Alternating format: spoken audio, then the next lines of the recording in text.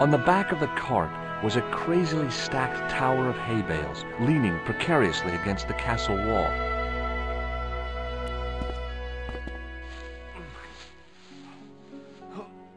The stack of hay stopped, short of the top of the wall. Even if I stretched as far as I could, the wall was out of reach. What I needed was a slice or two of Alice's Wonderland. There was a narrow crack between two of the stones where the centuries-old mortar had crumbled away. I pushed my fingers into the narrow crack. It went back several inches into the rock.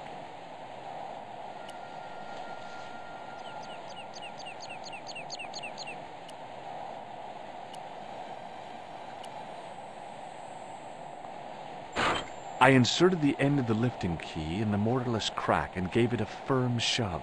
It remained lodged in the wall, jutting out to form a step. I tugged at the lifting key and found it was held quite securely.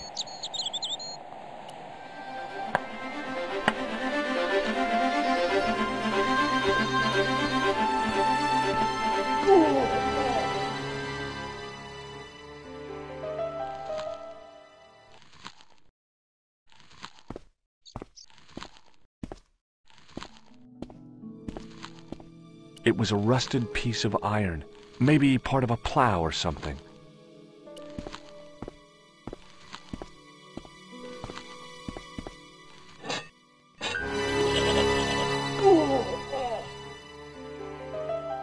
The rope by which the goat was tethered had become tangled on the old plowshare.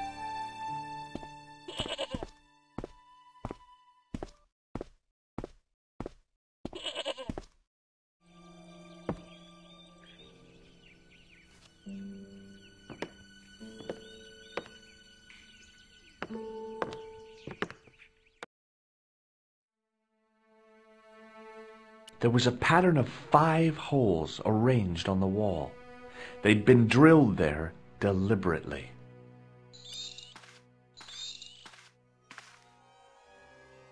I placed my fingers and thumb into the holes in the wall. Nothing happened.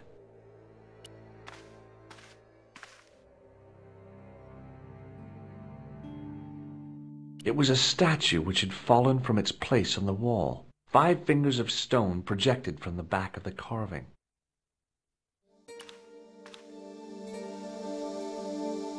The statue was too heavy to lift.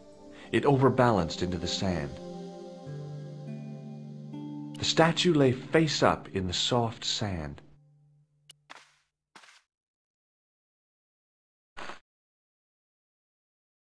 As I swung the stone upright, I noticed it had left a pattern of holes in the sand.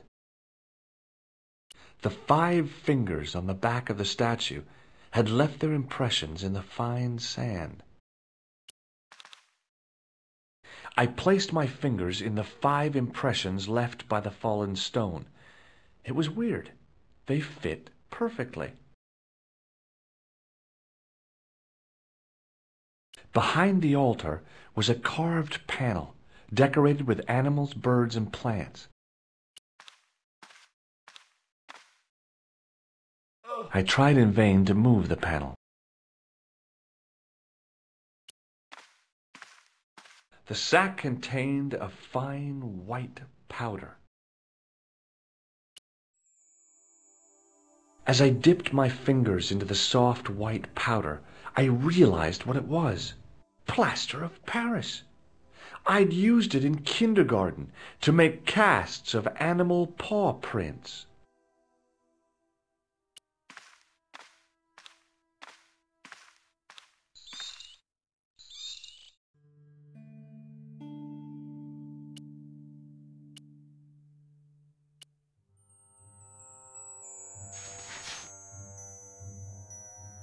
I sprinkled the plaster on the sand until the holes were filled.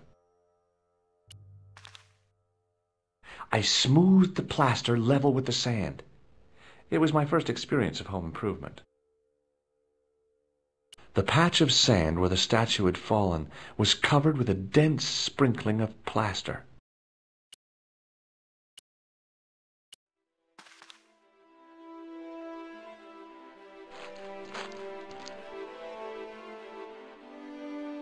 The trickle of water was quickly absorbed by the plaster. My improvised plaster cast was slowly drying out. I eased the solid piece of plaster from the sand. Underneath, it had formed a perfect copy of the statue. The plaster cast was a pretty neat replica of the back of the stone, complete with protruding fingers.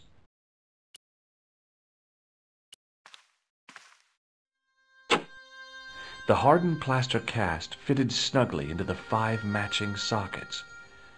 There was a soft thud, then silence.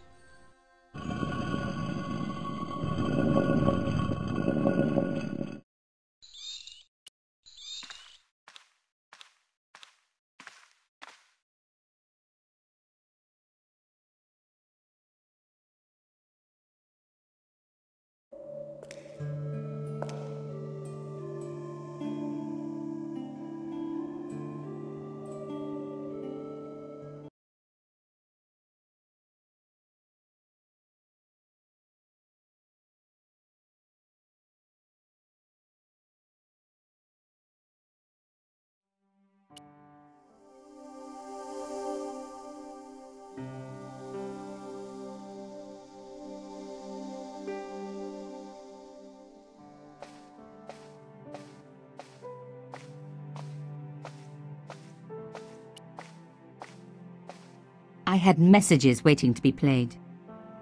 I had messages waiting to be played. You have 3 messages. Hey, Collard, it's me, your favorite editor. Guess what? I'm gonna give you a second chance. I need somebody to write the TV column. Pays lousy, so what's new? If you're interested, drop by the office. In fact, drop by the office anyway. We have to talk, Nico. That story of yours I spiked. It won't go away. You've made some dangerous enemies out there. Hey, Nico, it's your old pal. I mean, your new pal, George. Whoa, Ireland. It's a whole different country. And I got some amazing news for you. Gem of a story, in fact. Oh, gotta go. Yeah, fella here's got a drink lined up for me. See you tomorrow, Nico. Slonsha. Yep, only here for a day and I'm speaking the lingo like a local. Mademoiselle Coulard, this is Imelda Carchon. I wanted to thank you for being so understanding when... Come to lunch, why don't you? Tomorrow. I might have more news. There's a Monsieur Merlon coming to see me this evening. He says he knows why Pierre was murdered. In fact, he'll be here shortly. I shall let you know what he says. Goodbye, dear girl. Till tomorrow. Merlin? Oh my God. Merlin's the killer.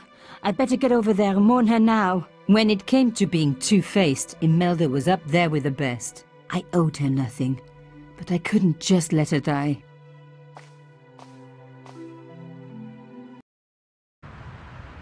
I arrived to find the Palais Royal courtyard deserted.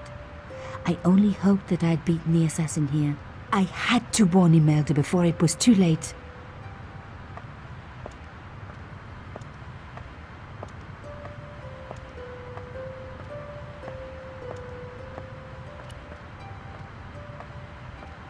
Carchon's front door.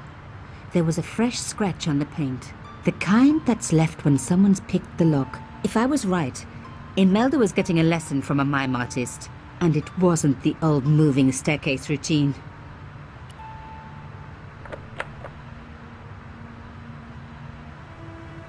Locked? No way was I going to break through a door like that. The intercom system wasn't working. Bad sign. Somebody had cut the wire.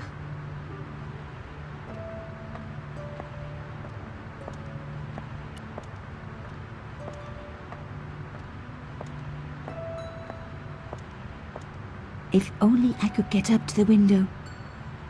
That broken window looked like the best way in. Just your average modern art retaining wire.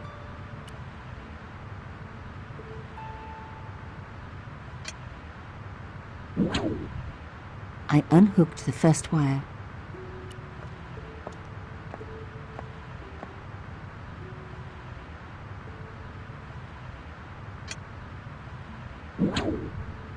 I released the second wire. Even with both wires removed, the statue remained upright. It was held in place by wires. Maybe it wasn't art after all. Maybe it was a cell phone transmitter. People say, what's the point of modern art? I say, isn't it obvious?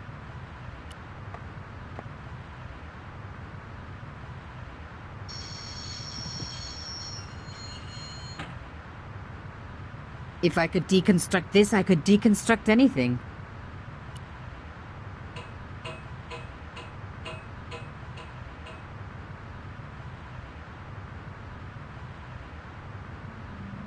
The plastic sheet was thick and strong.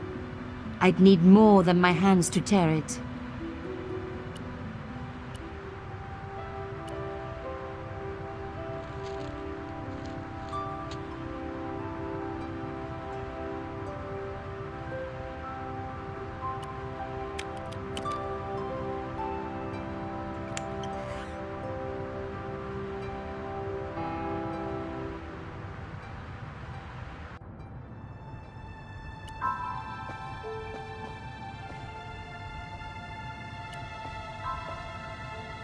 My God, I'm too late.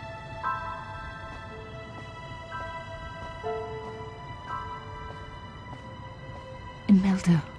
Oh no. Nico? Don't worry, you're going to be all right. You know that isn't true. It was Merlin, wasn't it? Dressed as a cavalier. How absurd. You came to warn me, didn't you? I must be crazy. Let me see you, Nico. All this time you were just using me. Which one is the real Imelda? You are an extraordinary girl. Thierry would have been so proud of you. You didn't know my father. So like him. Something about the eyes. I wish we'd had time to get to know each other. She was gone. She cheated me, lied to me, used me. But why? Even in death, Imelda looked the same. Beautiful, inscrutable. The Ice Queen alone in her ice palace. Around her neck was a locket. I opened it. Inside was a tiny gold key. I took the key. I had to leave. I knew I could never return.